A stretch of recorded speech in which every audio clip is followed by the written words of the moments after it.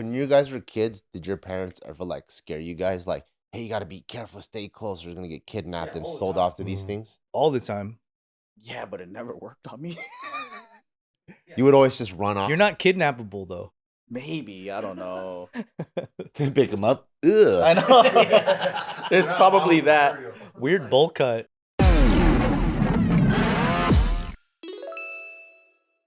Welcome back to Careful Boys. I'm gonna share a very devastatingly sorrowful story.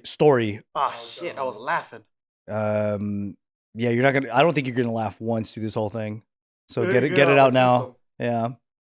Yeah. This is a story of Vera Kravtsova, and she's a 26-year-old girl from Belarus, and she was following a modeling opportunity that required her to go to Thailand. We covered a story similar to this, but this ending is way worse. So she arrives for the job. It turns out to be a huge scam, and the recruiters ended up trafficking her to Myanmar, or Myanmar. Sorry, I said it wrong. Where they forced her to work at a scam center. You know, there's like a whole like scam center slavery ring where they just like make people basically like reach these unattainable quotas. And so she's forced to scam money from like guys on dating apps and sites. And she refuses to cooperate. So then she gets sold to another group who kills her and harvested her organs for sale. Jesus. Oh my God. And then they just end up cremating her body. And then the scammers contact her family and says, if you want the ashes, you got to pay 500 grand. That's a lot of money. Still scamming till the end. That's crazy. And so the government of Belarus gets involved in it, and they start assisting the family. And then the scammers then agree to give the ashes to the family for free, as long as they come and retrieve them in person. So they could kidnap them and then use them? Yeah. And then so that's where the story's at right now. I don't know if they're even gonna catch these guys or what they can even do about it, because it's Myanmar. And then the UN estimates that Myanmar now has about 120,000 slaves from different countries working at the scam centers. It's because they're hella unstable right now. Like as a country, like it's under military rule, because they had like what do you call it when you like have a coup and then the generals just like, oh, they just take over. Yeah, and then there's a lot of rebel groups. So there's like a lot of like, what do you call them? Like freedom fighters trying to set it free and like whatever. And then there's footage right now too where you would see like guys in their 20s just rolling up in a Jeep or like a big truck, and they're all in the back, and then they're like pa pa pa pa pa pa pa, and then they're just jumping off and all that. And then recently, I don't know if I could say his name, but he likes traveling to very crazy countries, and his Instagram went blank for like 8 months, 6 months. And then out of nowhere he was like, yeah, I've been locked up in Myanmar. But he goes to like Afghanistan and the most dangerous places. And then I was like, what happened? And he goes like, he was locked up? Yeah, so the government was using him as a bargaining chip because he's wealthy. Like he comes from a wealthy family. Holy shit. They found out his background and everything. And then they're just like, yeah, they're like, you want him back? Then you got to pay XYZ and all that. Or I don't know if it was a government or a rebel group, but you can't tell because they're all like in like camo. But I didn't get the details out. Like he just got out. Like he's just fresh out. Like I was just like, dude, thank goodness you're okay, whatever. But I got to figure out what the real story is because Myanmar is like crazy. And Thailand too, because like this whole scam of people like, hey, come on down. We have a job opportunity for you. And then like what ends up happening is they'll go to these factories and shit. And it's so prevalent that I recently saw it on a Korean drama called Taxi Driver, where they were getting people from Korea to these like scam centers, and then they would have to program casino apps. Oh, I watched that movie. That's a good movie. It's a TV show. I don't know. I watched the movie then. But I guess that must be so common that another movie made it. A Pixar short. Damn, that's crazy. Yeah, because like, because they probably use the more safe countries. Oh yeah, stop by Korea, stop by Thailand, whatever, and you think it's safe. But then if they already have their hands in there, then it's If they have people there waiting, yeah. because no one's gonna go. Oh, I'm gonna go do a modeling gig in fucking Myanmar. So how do they move so easily in and out of Myanmar? There's no secure border. I actually saw. Is it Myanmar or Myanmar before? I don't even know. I thought it was Burma, but maybe they changed their name. Burma is the old name. Now, Okay. now it's Myanmar. Because I went to Thailand, to a Hmong village, and I saw child soldiers, and they're Myanmar soldiers. Like that's when I saw kids my age. I was 14-ish with guns. They came to the village, and then the village leader and the pastor and everyone got together. They talked. They came up with the price of protection, and that was it. Oh, it's Myanmar. Myanmar. That's insane. Me and Mar. Myanmar, yeah. I always forget which one's which. Man, poor girl, man. Yeah, that's awful. And we did do a story a while back about a guy who believed he was like talking to his girlfriend. Remember that? So he was like, they were in like one of those like internet relationships or something, and then she's like, "Oh, come visit me," and then she sold him off. Oh, was that Thailand or Thailand into same deal. Yeah, well, yeah, there's no border. Like you could literally drive through, and then they'll come to Thailand all the time. And then all around the mountains, it's like unincorporated. There's no cities. It's just Hmong people. But then how do so people aren't allowed to easily leave Myanmar, right? I don't know, but those Myanmar soldiers came into Thailand all day, like the rebel groups. Are these actual like the people that are trafficking for the scam centers part of the rebel group, or are they a total different? I don't know because Because I don't understand how they're so easily able to go back and forth from the border and do this if they're not like, I guess like allied with one of the. Or they could be paid off. You know, and sometimes when a country is so unstable, Oh yeah, yeah. like even like Mexico, right? Like we know a lot of Mexico is just owned by the cartel. So I think when the country is unstable, it's easy to just pay people off and get even like the kind of surface level looking authorities to do shady shit. yeah, because we don't know if the scam center's working with the government or the rebel groups or independently, like because that wasn't a thing when I went there as a like 14-year-old with my church. Like I don't think that they were doing scam calls, and they didn't even have the internet like the same way. But I'm sure they probably had like slavery. But this stuff happens everywhere too. What's that movie like with Liam Neeson? We had Taken? Taken. Like you know, like the hostels where they kidnap like girls in Europe and then they sell them to like the sex trade. So it's just like I feel like it's sad because there's sex trafficking all over the world, you know? This episode is brought to you by the RP Hypertrophy app. Want to build muscle but don't know where to start? Get jacked with the RP Hypertrophy app, built by Dr. Mike Israetel, who you've seen on this show. This app features over 45 pre-made training plans to help you get the results you want. Everything here is backed by science and the very latest in research. So you know it's gonna work. And the very best part, it's super easy to use. Our subscribers, that's you guys, get a discount by visiting rpstrength.com/rpmuscle. That's rpstrength.com/rpmuscle. RPMUSSO. Link in the description below. Yeah, that's crazy. That they said 120,000 That's a lot. in the scam center. It's a fuck time. Just this operation alone. That's freaking nuts. And said they're mainly from like Pakistan, Eastern Europe, Indonesia. So they just be tricking all these people to like get themselves over there, and then they just like.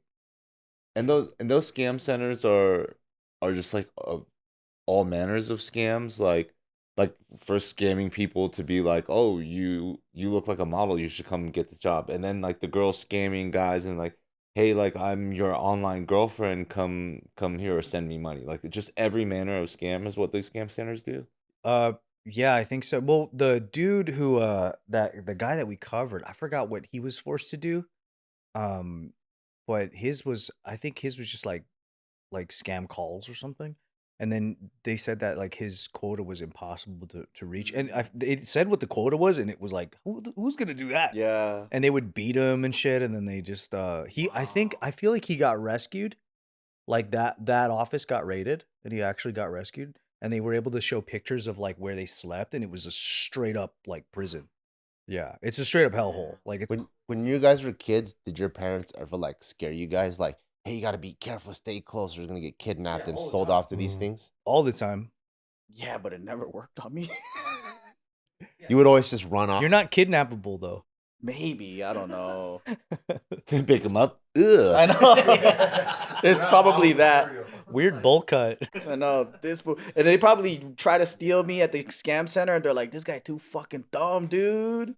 But it is like you kind of have to do that. Like if like for instance in this situation, this sucks that this happened to her, but you know, if she had carried the stigma and the knowledge of like, oh, this should be happening everywhere, then maybe you wouldn't so easily bring yourself to Thailand for a Yeah, I think it's important to kind of develop that skeptical eye.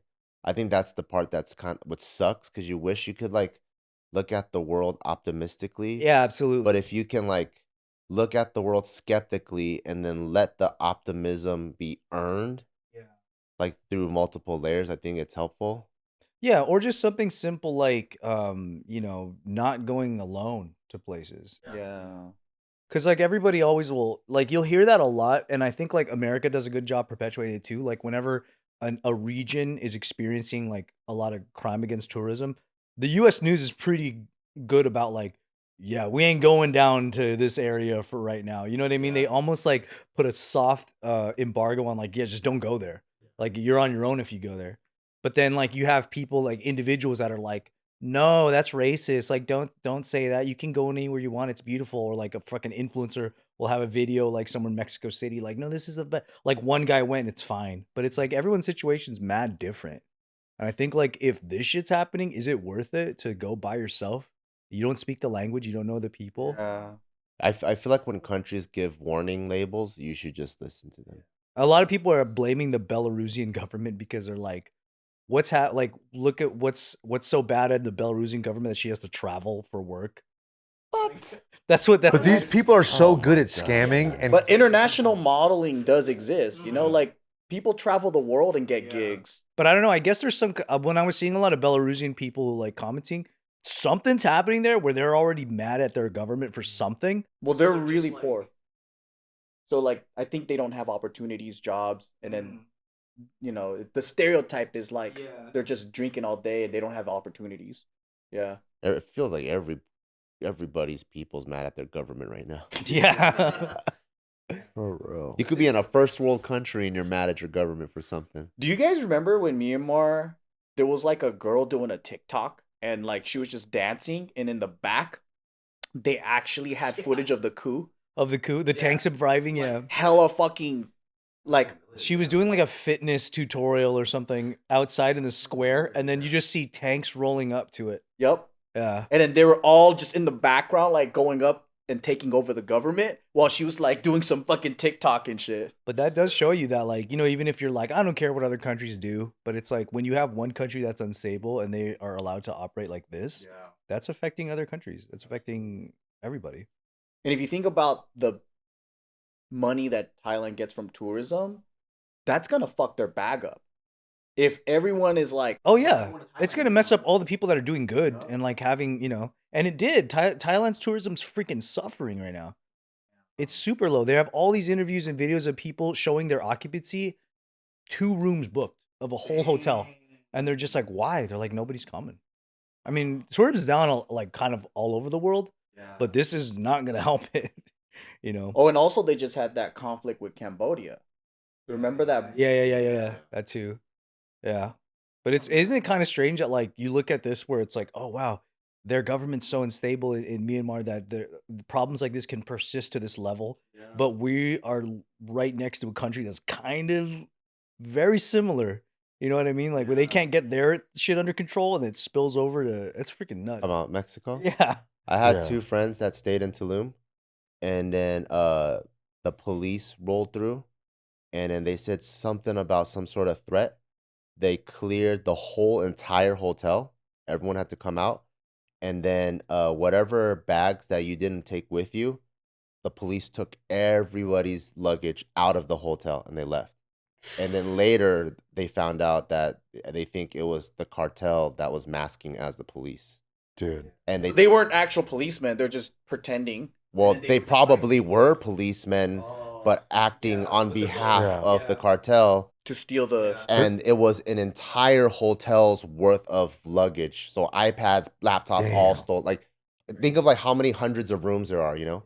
And then when you think the police roll through, you're like, oh shit, yeah, this is legit. Yeah, you do your search. I don't want, if there's a bomb threat or whatever there is, like, I gotta take care of it. They heisted a... The entire There's a bunch of hotel. reports about Mexico in It's general, in crazy. specific, and I think Tulum and all that area, that like they're crazy. saying American citizens don't go over there. they're saying that They're targeting you guys. they were saying that like because America was cracking down on their trafficking, that the cartel there was like, well, then your tourists aren't safe now.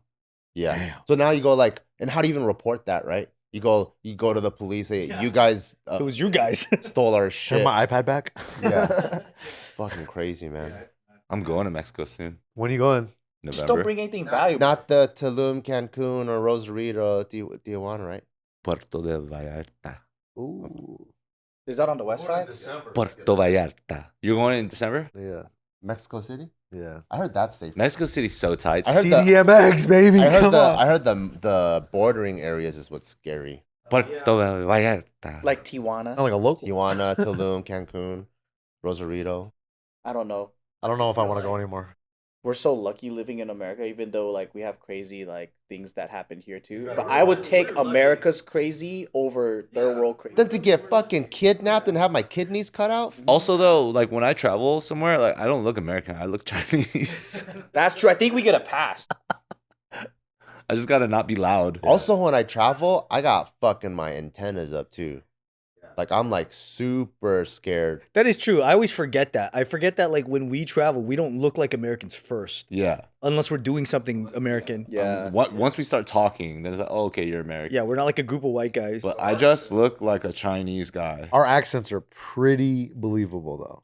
If we use a Chinese accent, I sound like Just to speak a Chinese. American.